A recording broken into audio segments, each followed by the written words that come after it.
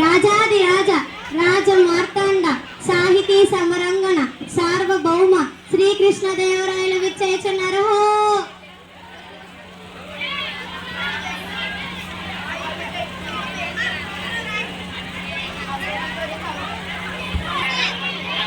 అష్టదిగ్గజ కవులకు, సాహితీ ప్రియులకు, పుర ప్రజలకు స్వాగతం. మా పాలనలో జీవితాన్ని ఆనందంగా గడుపుతున్న జానపదులు సైతం కొన్ని రసవత్తమైన సమస్యలను పంపించారు. మీరు వీటిని రసవత్తరంగా పూరించి నేటి భువన విజయ సభను రంజింపజేయండి. ఇక ఆంధ్ర భాషామ తల్లిని స్తుతిస్తూ సమస్యలను దత్తపదులను పూరించి ఆసు కవితా వినోదం సాగిద్దాం. చిత్తం రాజేంద్ర, కవిచంద్ర, మీతో నేటి భువన విజయ సభను ప్రారంభించాలని నా అభిలాష. ఈ ఆలోచన నిజమే పెద్దనామాత్య.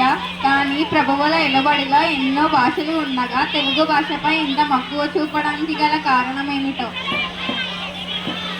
అదేమిటి సూరణ కవి? మందార మకరందాలు జాలువారే తెలుగు ఇష్టపడని వారు ఉండరా?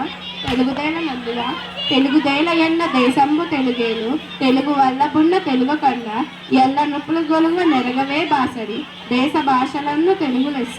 మరి ఇంతటి మన తెలుగు భాషను ఇష్టపడని వారు ఉంటారా? పెదనార్య, కవులారా, మేము పద్యంను తర్వాత పూరిస్తాం.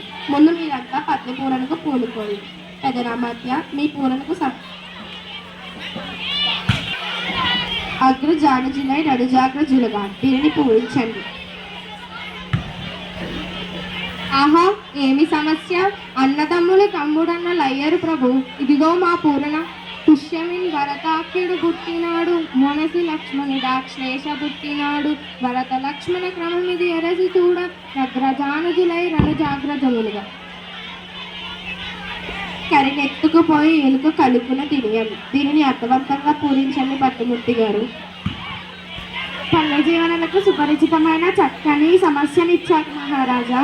కరుల చిలకలెద్దులు సత్వరగా ననరించి ఆర్చ కడంబెట్టుచో కరి మనచే వత్తకుండా కరినెత్తుకపోయి ఎలుక గలుగును తినియను.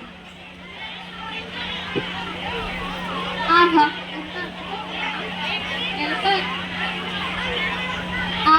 ఎంత అద్భుత పూరణ!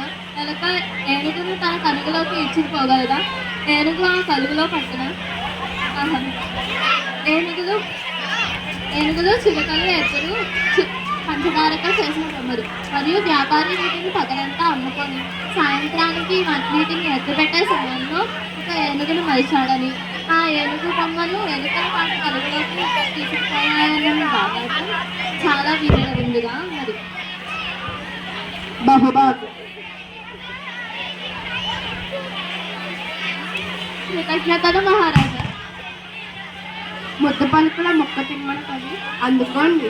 గాడిద ఏడ్చని గదన్న గణ సంపన్న దీనిని పూరించండి.